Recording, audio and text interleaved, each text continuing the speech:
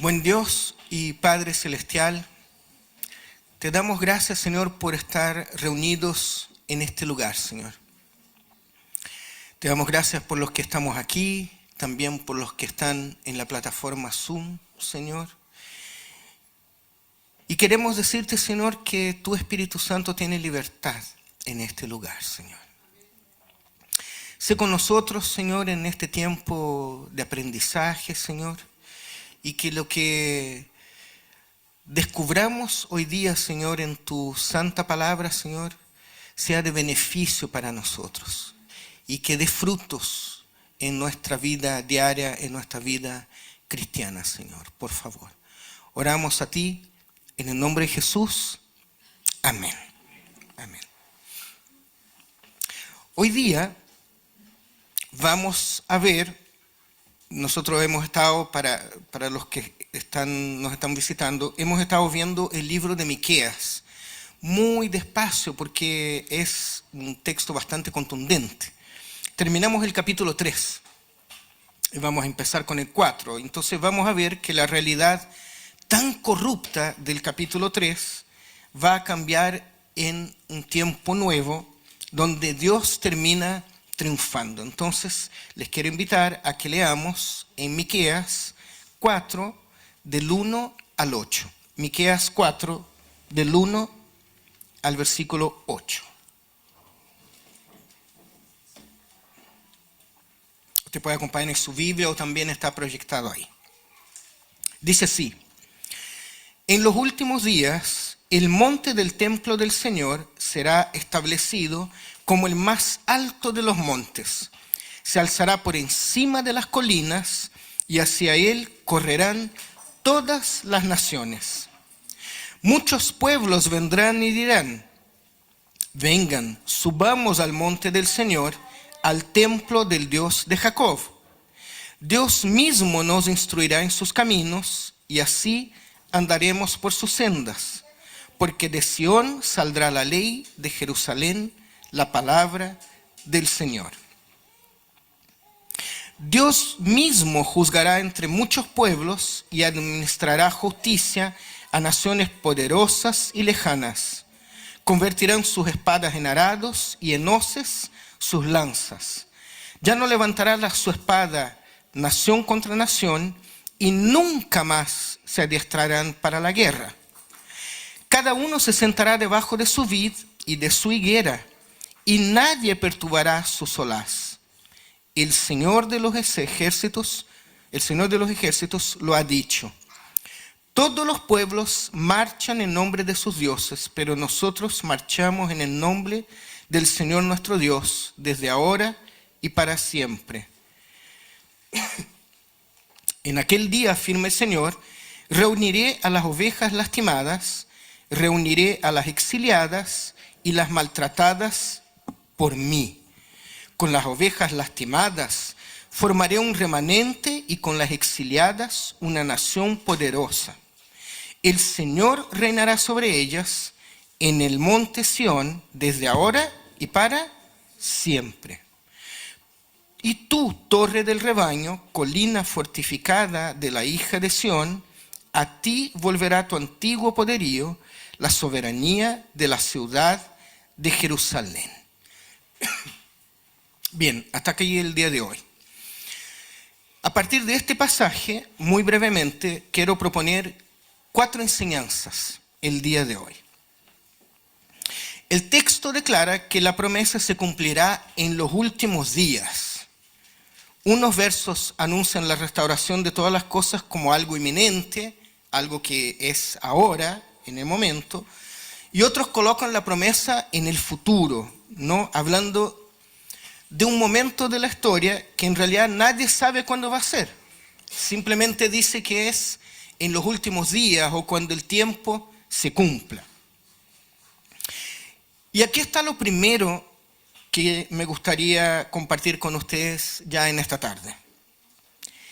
El énfasis del pasaje bíblico no está en la cronología, no está en el tiempo, sino que en la esperanza, en el hecho de que la situación actual del profeta va a ser transformada por la intervención divina. Los caminos del mundo y de la historia se convertirán en caminos de Dios. Y a medida que se encuentren los pueblos, porque el texto dice que va a haber una especie de peregrinación, ¿no? A medida que se encuentren los pueblos, las divisiones y las hostilidades de la humanidad van terminando. Primero, los pueblos aceptan la intervención divina, después comprenden que no son necesarias las armas, porque de alguna forma, como voluntad de Dios, se va a hacer posible y real la mutua convivencia, la aceptación y la tolerancia. Y todo esto basado en Dios mismo. Y esto me parece que es maravilloso. Dios va a eliminar las armas del mundo. Va a llegar un momento en que ya no habrán armas. El texto dice que las armas van a ser transformadas, ¿no?, en herramientas para la tierra. Y esta es la segunda enseñanza de hoy. Es el Señor mismo quien va a administrar justicia para las naciones. La victoria no va a ser del que es más fuerte o del que tenga el mejor ejército. No, es nuestro Señor el que viene a administrar todo. Nuestro Señor no es un Dios que provee armas a los reyes o que da la victoria por medio de sus ejércitos. No, por el contrario, nuestro Señor es un Dios lleno de sabiduría, pacificador y reconciliador. El camino de la reconciliación es un camino en donde Dios mismo es el que va a reinar. Él va a establecer justicia y paz entre los pueblos.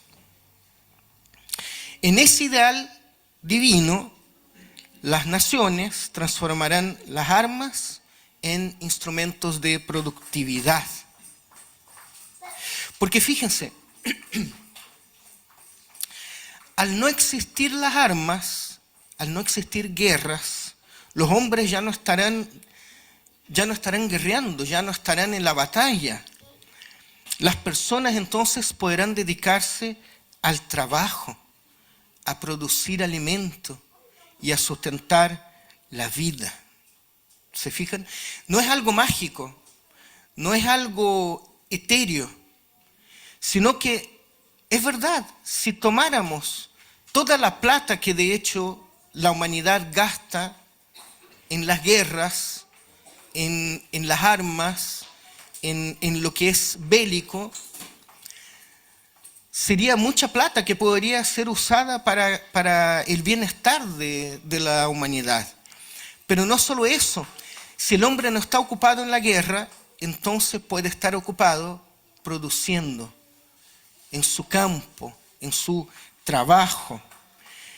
Y si el hombre puede disfrutar del fruto de su trabajo, la gente entonces puede vivir tranquila.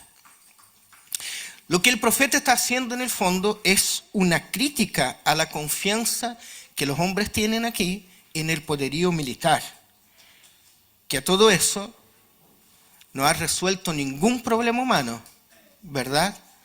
O podríamos decir, no, mire, las guerras son maravillosas, cada vez que hay una guerra se arregla todo. No, ¿verdad? Han pasado los siglos, ha pasado el tiempo, y aquí estamos nosotros hoy, muchísimo tiempo después que Miqueas escribe todo eso, conviviendo con las guerras y muchos incluso sobreviviendo a las guerras. Querida iglesia, solo el Señor es capaz de transformar las fuerzas bélicas en fuerzas de producción y desarrollo agrícola, social y político. Ahora, si yo les pregunto, ¿qué es la antítesis de la guerra? Ustedes me dirían que es la paz, ¿no es cierto? Pero la paz es mucho más que la ausencia de guerras. La paz trae equidad, trae tranquilidad. La paz es convivencia pacífica entre todos los moradores de la tierra. Pero nuevamente, no son los reyes, los hombres, quienes lograrán la paz, sino el Señor Todopoderoso. Al final, el Señor mismo curará las heridas y restaurará al rebaño completo, dice el texto. Incluso, y esto es muy interesante, a los que Él mismo humilló. El mismo Dios que castiga es el Dios que consuela y restaura. Él hará del remanente, dice el texto, del rebaño disperso, una nación numerosa. Y Él reinará para siempre en el monte de Sión. Pero miren qué interesante esto. Según las leyes judías, las ovejas lastimadas no podían ser usadas como ofrenda en el templo. Según las leyes judías, el animal tenía que ser perfecto para poder ser ofrendado en holocausto en el templo. La religión desprecia los animales heridos o imperfectos. Pero Dios, en la persona de Jesús, sí acepta la oveja herida. Cada uno de nosotros, de hecho, somos la oveja herida. Lo tercero, cuando leemos textos que hablan de los últimos días, como este, debemos llevar en cuenta que esta es una forma de denuncia, o es, podemos decir así, una evaluación de lo que está viviendo el autor. El autor no está pensando en el futuro, el autor está hablando mal del presente de él. El texto bíblico, cuando habla del futuro, en realidad está criticando el presente. Y el profeta, en este caso Miqueas, cuando habla del futuro, lo que está haciendo es denunciar el presente que es malo. En realidad lo que está haciendo el profeta es decir, me gustaría que este presente fuera diferente, ¿verdad? Iglesia, miren, en una sociedad tan violenta y mercantilista como la del profeta, la voluntad de Dios plantea nuevos caminos, nuevos espacios de esperanza, que son transformadores y plenos. ¿Saben por qué? Porque esa es la voluntad de Dios. Y por todo esto que dice el profeta, vino Cristo. En Jesús te ganó. En Cristo todo se ordena. En Cristo se ordena nuestras vidas, se ordena nuestra patria y se ordena el mundo. Ahora, se nos viene la pregunta, ¿no? ¿Cuándo es el fin? ¿Cuál será aquel día del que habla el texto? ¿Cuál es ese día final del que habla Miqueas? Veamos lo que dice Marcos 1, 14 y 15. Miren, ahí se va a proyectar. Marcos 1, 14 y 15. Después de que encarcelaron a Juan, Jesús se fue a Galilea a anunciar las buenas noticias de Dios. ¿Y qué dice Jesús? Se ha cumplido el tiempo. El reino de Dios está cerca. Arrepiéntanse y crean las buenas noticias. ¿Qué dice Jesús en Marcos 15? Se ha cumplido el tiempo. Y no solo aquí, miren Gálatas 4 del 3 al 5. Gálatas. Así también nosotros, cuando éramos menores, estábamos esclavizados por los principios de este mundo, ¿no? ¿Y qué dice el 4? Pero cuando se cumplió el plazo, Dios envió a su Hijo, nacido de una mujer, nacido bajo la ley, para rescatar a los que estaban bajo la ley, a fin de que fuéramos adoptados como hijos.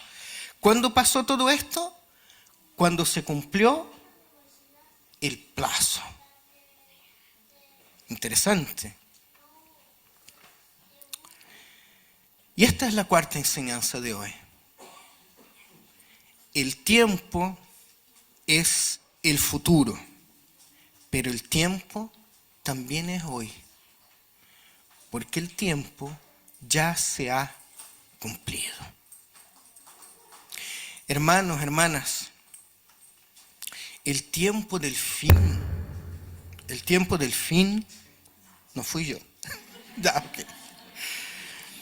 El tiempo del fin fue inaugurado con la venida de Jesús. Vivimos hoy, y esta es una expresión teológica, en el ya, pero todavía no. Este es el tiempo que estamos viviendo. Vivimos en el ya. El reino de Dios es hoy, ahora. Pero todavía no. Como si fuera una tensión, como un elástico, una tensión temporal. Nosotros vivimos el presente del reino de Dios, que va transformando, que va cambiando, hasta que un día llegará a su plenitud. Esa plenitud es de la que habla Miqueas. ¿Se fijan? Pero el tiempo es hoy y el reino de Dios es hoy. Ahora, frente a todo esto, ¿y nosotros? ¿En qué vereda estamos nosotros? Cada uno de nosotros y nosotras, como personas, como cristianos y cristianas, pero también como iglesia. ¿En qué vereda estamos? ¿Estamos en la vereda de los malos e injustos? ¿O estamos en la misma vereda de Dios? ¿Somos de los que no les importa nada con tal de que nos vaya bien? ¿O somos de los que anhelamos lo mismo que anhela Dios? Queridos, queridas, y con esto termino, no podemos descansar en que en el futuro, en algún día, que nadie sabe cuándo será, todo va a cambiar. El tiempo ha llegado. ¿La esperanza es futura? Sí, pero la esperanza también es presente. Y vamos a terminar hoy día con una oración muy corta. De hecho, es parte de una oración. pero al mismo tiempo es muy potente. Vamos a terminar con una pequeña parte de la oración que nos enseñó el mismo Jesús. Yo voy a empezar y seguiremos orando, ustedes van a ver, seguiremos orando juntos, de manera intercalada. Pero esta es la oración de Jesús. Padre nuestro que estás en los cielos, santificado sea tu nombre. Venga, venga tu reino. Hágase, ¿qué cosa? Tu voluntad. Como en el cielo, así también en la palabras del Señor. Que el reino venga hoy día y que su voluntad, la voluntad del Padre, como en el cielo, se haga así también en medio de nosotros, aquí en la tierra. Amén.